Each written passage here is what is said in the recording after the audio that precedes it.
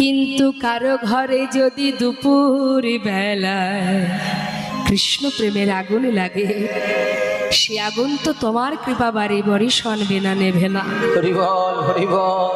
আমাদের শিশুকালে আগুনে লাগেনি, আমাদের বৃদ্ধকালে আগুনে লাগবে কিনা জানি না, আমাদের ভরা যৌবনকালে কৃষ্ণ প্রেমের আগুন লেগেছে। তাই তো সব কিছু পুড়ে ছাই হয়ে গেছে গোবিন্দ।